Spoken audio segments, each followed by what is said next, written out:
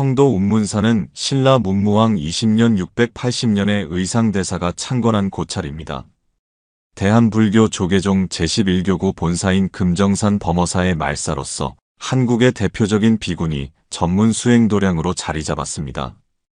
이 이야기는 신라시대 의상대사의 운문사 창건과 관련된 신비로운 전설과 그곳에서 펼쳐진 선녀와 스님의 애틋한 사랑 이야기를 담고 있습니다. 내용이 마음에 드신다면 좋아요와 구독을 눌러주시면 영상을 만드는데 큰 힘이 되고 부처님의 가르침이 더 널리 퍼질 수 있게 도와주시면 감사하겠습니다. 제1장 구름문이 열리다. 신라 문무왕 20년 백제와 고구려를 통일한 지 얼마 되지 않은 때였다. 새로이 통일된 삼국의 백성들을 하나로 아우르기 위해 불법이 어느 때보다 중요했던 시기였다. 의상대사는 당나라에서 화엄사상을 익히고 돌아온 후 부처님의 가르침을 전파하기 위해 팔공산에서부터 남쪽으로 발걸음을 옮기고 있었다. 그의 곁에는 10명의 제자가 함께했다. 그들은 이미 여러 달째 이어지는 여정에 지쳐 있었지만 스승의 굳은 의지 앞에서 누구도 피곤함을 내색하지 않았다. 그날도 의상대사는 새벽부터 산길을 걸었다. 낮이 되자 더운 공기가 산을 감쌌고 제자들의 이마에는 땀이 맺혔다. 의상대사는 잠시 쉬어가기 위해 바위 그늘 밑으로 제자들을 이끌었다. 스승님, 이곳은 영험한 기운이 감돕니다. 제자 중 가장 어린 원광이 말했다. 의상대사는 고개를 끄덕였다. 그도 이 산세에서 무언가 특별한 것을 느끼고 있었다. 깊은 계곡을 타고 흐르는 바람은 마치 부처님의 숨결 같았고 울창한 소나무 숲은 수행자들을 위한 자연의 정원 같았다. 갑자기 하늘이 어두워지기 시작했다. 먹구름이 산을 뒤덮더니 천둥 소리가 산중을 울렸다. 의상대사와 제자들은 비를 피하기 위해 커다란 바위 밑으로 몸을 숨겼다. 그때였다. 스승님, 저것을 보십시오. 제자들이 하늘을 가리키며 외쳤다. 먹구름 사이로 한 줄기 빛이 내리꽂혔다. 그 빛은 마치 하늘에서 내려온 금색 다리 같았다. 이어서 놀라운 일이 벌어졌다. 구름이 마치 거대한 문처럼 양쪽으로 열리기 시작한 것이다. 구름문 사이로 청색 바퀴가 천천히 내려왔다. 청륜이라 불리는 이 신비로운 바퀴는 부처님의 진리를 상징하는 법륜이었다. 청륜은 은은한 빛을 내뿜으며 땅으로 내려왔고 의상대사의 발 앞에서 멈추었다. 의상대사는 무릎을 꿇고 합장했다. 부처님께서 이곳을 가리키시는구나. 청륜이 땅에 닿자마자 비가 그치고 구름이 걷혔다. 맑은 하늘 아래 드러난 산세는 더없이 아름다웠다. 의상대사는 이곳이야말로 부처님의 가르침을 전할 최적의 장소임을 직감했다. 이곳에 절을 세우리라. 구름문이 열린 이 땅, 이름하여 운문사라 하리라. 의상대사의 선언에 제자들은 모두 감격에 겨워 눈물을 흘렸다. 그들은 즉시 절터를 다듬기 시작했다. 청륜이 내려온 자리를 중심으로 금당을 세우기로 하고 주변에 요사체와 선방을 배치할 계획을 세웠다. 산신령도 이들의 불사를 돕는 듯했다. 절을 짓는 동안 한 번도 비가 내리지 않았고 밤이면 이상하게도 달빛이 절터를 비추어 밤에도 공사를 할 수 있었다. 심지어 인근 마을의 주민들도 하나둘 모여들어 절 짓는 일을 거들었다. 운문사가 완성되어 가던 어느 날 의상대사는 절 뒤편 산기슭에서 또 하나의 신비로운 광경을 목격했다. 그것은 이후 전해질 또 다른 전설의 시작이었다. 제2장 천년의 약속. 운문사가 세워진 지 10년이 흘렀다. 의상대사의 가르침 아래 많은 수행자들이 모여들었고 그 중에는 25살의 젊은 스님 연화도 있었다. 연화는 어린 시절부터 불법에 깊은 인연이 있었다. 5살 때 연꽃이 피어나는 꿈을 꾸었고 그날 밤 그의 이마에는 작은 연꽃 모양의 점이 생겼다. 마을 사람들은 이를 부처님의 전생 이야기에 나오는 연화장 세계의 상징이라 여겼다. 20살에 출가한 연화는 운문사에서 수행한 지 5년이 되었다. 그는 매일 새벽 예불을 마치고 나면 동쪽 골짜기로 향했다. 그곳에는 맑은 물이 흐르는 계곡이 있었는데 물소리가 마치 천상의 음악처럼 들려왔다. 오늘도 계곡에 가시나요? 아침 공양을 마친 후 지훈 스님이 물었다. 네, 그곳에서 좌선을 하면 마음이 맑아지는 것 같습니다. 연화는 수줍은 미소를 지으며 대답했다. 그날은 음력 보름이었다. 달이 유난히 밝아 밤에도 산길이 환했다. 연화는 평소처럼 계곡가 바위에 앉아 좌선을 하고 있었다. 그때였다. 멀리서 은은한 피리 소리가 들려왔다. 소리는 마치 하늘에서 내려오는 것 같았다. 연화는 눈을 떴다. 달빛 아래 놀라운 광경이 펼쳐졌다. 하얀 사슴 한 마리가 계곡을 따라 내려오고 있었다. 사슴의 등에는 한 여인이 타고 있었다. 달빛에 비친 그녀의 모습은 마치 구름처럼 가볍고 아름다웠다. 여인은 사슴에서 내려 연화에게 다가왔다. 그녀의 발걸음은 땅에 닿지 않는 듯했고 하얀 비단옷자락이 달빛에 반짝였다. 스님, 오랫동안 지켜보았습니다. 여인의 목소리는 맑은 물소리처럼 청아했다. 누구신지요? 연화가 물었다. 저는 월령이라고 합니다. 천상에서 내려와 이 산에서 수행하는 선녀입니다. 월령은 자신이 오래전부터 이 산에 머물며 수행해왔다고 했다. 의상대사가 운문사를 세울 때도 그녀는 이미 이곳에 있었다. 그녀는 연화의 깊은 수행 정신에 감명을 받아 마침내 자신의 모습을 드러낸 것이었다. 스님의 좌선하는 모습이 마치 연꽃이 피어나는 것 같았습니다. 특히 이마에 연꽃점을 보니 스님과 저는 전생에도 인연이 있었던 것 같습니다. 연화는 월령과 이야기를 나누며 시간 가는 줄 몰랐다. 그들은 불법과 수행, 그리고 깨달음에 대해 이야기했다. 월령은 천상의 이야기를 들려주었고 연화는 인간 세상의 이야기를 들려주었다. 동이 틀 무렵 월령은 자리에서 일어났다. 다음 보름달이 뜨면 다시 찾아오겠습니다. 그녀는 하얀 사슴에 올라타 골짜기 너머로 사라졌다. 연화는 그 자리에 홀로 남아 자신이 꿈을 꾼 것이 아닌지 의심했다. 하지만 바위에 남은 은은한 향기와 달빛의 반짝이는 이슬은 분명 현실이었다. 그날 이후 연화의 수행은 더욱 깊어졌다. 그의 마음은 달처럼 맑아졌고 지혜는 구름처럼 자유로워졌다. 그리고 그는 다음 보름달을 기다렸다. 제3장 선녀바위의 비밀. 달이 차고 기울기를 반복하는 동안 연화와 월령의 만남은 계속되었다. 월령은 보름달이 뜰 때마다 하얀 사슴을 타고 나타났고 두 사람은 밤새도록 이야기를 나누었다. 월령은 연화에게 천상의 비밀스러운 수행법을 전수했다. 달빛 아래서 진언을 외우는 법, 하늘의 기운을 모으는 법, 그리고 중생의 고통을 덜어주는 신비한 의식들을 가르쳐 주었다. 연화는 이를 통해 점점 더 높은 깨달음에 다가갔다. 스님, 오늘은 제가 특별한 것을 보여드리겠습니다. 어느 보름날 밤 월령이 말했다. 월령은 피리를 꺼내 들었다. 그녀가 부는 피리 소리는 마치 천상의 음악 같았다. 소리가 울리자 주변의 풀과 나무들이 은은한 빛을 내기 시작했고 계곡의 물소리도 피리 소리에 맞춰 울렸다. 그때였다. 누구십니까? 갑자기 들려온 날카로운 목소리에 두 사람은 깜짝 놀랐다. 운문사의 수좌 진명 스님이었다. 그는 오래전부터 연화의 행적을 수상히 여겨 뒤를 밟아온 것이었다. 불가에서는 여인과의 만남을 금하고 있거늘 더구나 선녀라 하니 이는 더욱 큰 망상이로다. 연화 스님, 당장 절로 돌아가시오. 진명의 호통에 월령은 슬픈 눈빛으로 연화를 바라보았다. 스님, 이제 우리의 인연도 여기까지인가 봅니다.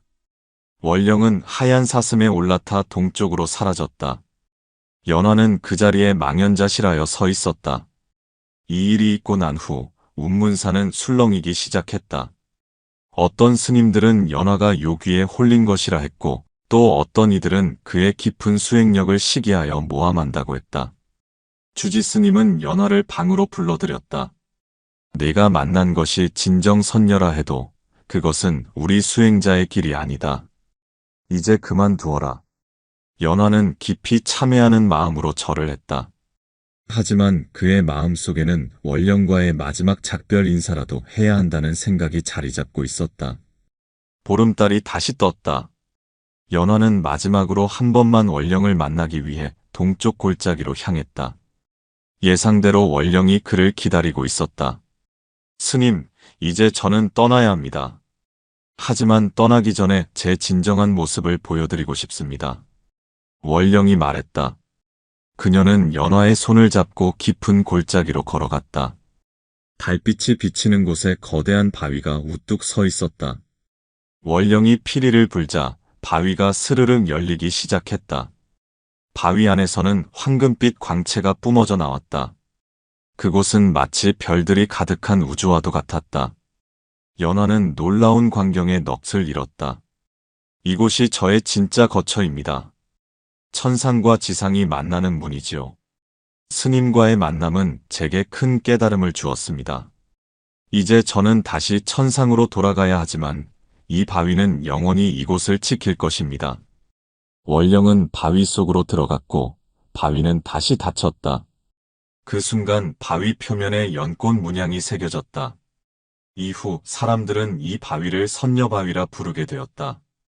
연화는 그 자리에 꿇어앉아 천천히 눈을 감았다. 그의 마음속에서는 더 이상 괴로움도 아쉬움도 없었다. 오직 맑은 달빛만이 그의 마음을 비추고 있었다. 제4장, 계승된 가르침. 선녀바위 앞에서 밤을 새운 연화는 동이 틀 무렵 깊은 깨달음을 얻었다. 그는 원령과의 만남이 단순한 인연이 아닌 부처님께서 마련하신 특별한 가르침이었음을 깨달았다. 모든 것은 공의로다. 나와 원령의 만남도 이별도 모두 허상이었구나. 운문사로 돌아온 연화의 모습은 전과 달랐다. 그의 눈빛에는 더욱 깊어진 지혜가 깃들어 있었고 걸음걸이에는 한결 가벼워진 해탈의 기운이 느껴졌다. 주지스님은 연화를 다시 불렀다. 너의 모습이 달라졌구나. 무엇을 깨달았느냐? 연화는 고개를 숙이며 대답했다. 스님, 이제야 진정한 불법의 의미를 깨달았습니다. 집착하면 고통이 오고 집착을 놓으면 해탈이 온다는 부처님의 가르침을 원령과의 만남을 통해 몸소 깨달았습니다. 주지스님은 흡족한 미소를 지었다. 그대야말로 진정한 깨달음을 얻었구나. 이제부터 운문사의 수행자들을 이끌어주거라. 그날부터 연화는 운문사의 수자가 되어 제자들을 가르치기 시작했다. 그의 가르침은 특별했다. 경전의 내용을 단순히 읽고 외우는 것이 아니라 자연과 하나 되어 수행하는 법을 알려주었다. 달빛이 비칠 때 마음을 비워보세요. 계곡물 소리에 귀를 기울여 보세요. 그 속에 부처님의 가르침이 있습니다. 연화의 제자들은 스승의 가르침대로 수행했다. 그들은 달빛 아래서 좌선을 하고 계곡물 소리를 들으며 진리를 찾아갔다. 특히 보름달이 뜨는 밤이면 선녀바위 앞에 모여 함께 수행했다. 세월이 흘러 연화의 제자들이 늘어났고 그들은 또 다른 제자들을 가르쳤다. 운문사는 점차 비구니 수행의 중심 도량으로 자리 잡아갔다. 특히 달빛 수행법은 운문사만의 특별한 전통이 되었다. 어느 날 나이든 연화는 제자들을 모아놓고 말했다. 내가 곧 열반에 들 것 같구나. 하지만 두려워하지 말아라. 나의 육신은 사라져도 가르침은 영원히 이어질 것이다. 연화는 선녀바위 앞에서 입적했다.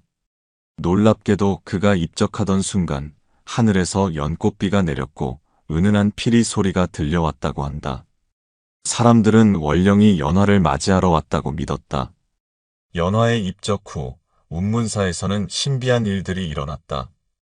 보름달이 뜨는 밤이면 선녀바위에서 은은한 향기가 피어올랐고 때로는 맑은 피리 소리가 들려왔다. 수행자들은 이것이 원령과 연화가 이곳을 수호하며 수행자들을 이끌어주는 것이라 믿었다. 더욱 놀라운 것은 선녀바위 앞에서 진심으로 수행하는 이들에게는 특별한 깨달음이 찾아온다는 것이었다. 그들의 이마에는 연화의 이마처럼 작은 연꽃 무늬가 나타났다가 사라지곤 했다. 제5장 영원한 수호. 운문사의 전설은 입에서 입으로 전해졌다. 의상대사가 목격한 구름문의 기적, 연화 스님과 원령 선녀의 깊은 인연, 그리고 신비로운 선녀바위까지. 이 모든 이야기는 운문사를 찾는 순례자들의 마음을 깊이 울렸다. 청륜이 내려왔던 자리에는 웅장한 청륜 보전이 세워졌다. 이곳에서는 매일 새벽과 저녁으로 스님들의 예불 소리가 울려 퍼졌다. 특히 보름날이면 수많은 비구니, 스님들이 모여 천상의 진리를 전하는 특별한 법회가 열렸다. 선녀바위는 운문사의 성스러운 수호처가 되었다. 바위 앞에는 작은 연못이 생겼는데 이는 수행자들의 눈물이 모여 이루어졌다고 한다. 달빛이 연못에 비치면 마치 하늘의 별들이 땅에 내려온 것 같은 광경이 펼쳐졌다. 스님, 정말로 보름달이 뜨는 밤에 피리 소리가 들린다는 게 사실입니까? 어느 날 한 젊은 비구니가 노스님께 물었다. 노스님은 부드러운 미소를 지으며 대답했다. 그것은 단순한 소리가 아니라 부처님의 가르침이니라. 마음을 비우고 들으면 깨달음의 소리가 들릴 것이다. 실제로 많은 수행자들이 선녀바위 앞에서 특별한 체험을 했다. 어떤 이는 달빛 속에서 하얀 사슴을 보았다고 했고, 또 어떤 이는 연꽃 향기를 맡았다고 했다. 그러나 가장 중요한 것은 이곳에서 수행하는 이들이 깊은 깨달음을 얻었다는 점이었다. 운문사의 수행법은 특별했다. 달빛과 함께하는 수행, 자연의 소리에 귀 기울이는 명상, 그리고 연화 스님으로부터 이어져 내려온 천상의 진언들. 이 모든 것이 어우러져 운문사만의 독특한 수행 전통을 이루었다. 특히 비구니 스님들은 원령 선녀의 존재를 특별히 여겼다. 그들에게 원령은 단순한 전설 속 인물이 아닌 여성 수행자들의 수호신이자 이상이었다. 원령이 보여준 지혜와 자비는 비구니들의 수행길에 큰 힘이 되었다. 선녀바위에는 신비한 힘이 깃들어 있다고 전해졌다. 진실한 마음으로 기도하는 이들의 소원은 반드시 이루어졌고, 깊은 고민을 안고 찾아온 이들은 해답을 얻어갔다. 그러나 바위는 결코 쉽게 그 힘을 보여주지 않았다. 오직 진정한 수행자의 마음만을 알아보았다. 밤이면 운문사 전체가 달빛에 잠겼다. 그때마다 절 안에는 은은한 피리 소리가 울려 퍼졌다. 그것은 마치 천상의 음악 소리 같았다. 수행자들은 그 소리에 맞추어 연부를 외웠고 그들의 기도 소리는 하늘에까지 닿았다. 이렇게 운문사는 천년의 세월을 지나며 비구니 수행의 성지로 그 명맥을 이어갔다. 의상대사의 깊은 통찰, 연화 스님의 순수한 깨달음, 그리고 원령 선녀의 자비로운 가르침은 이곳을 찾는 모든 이들의 마음에 깊은 감동을 주었다. 운문사의 전설은 단순한 이야기가 아닌 깊은 불교적 가르침을 담고 있었다. 구름문을 통해 내려온 청륜은 부처님의 진리를, 연화 스님과 원령 선녀의 만남은 집착에서 벗어나는 해탈의 의미를, 그리고 선녀바위는 영원한 수호와 가피를 상징했다. 달빛이 가득한 밤, 운문사에 가면 아직도 은은한 피리 소리가 들린다고 한다. 그것은 원령 선녀가 이곳의 수행자들을 영원히 지켜주리라는 약속의 소리였다.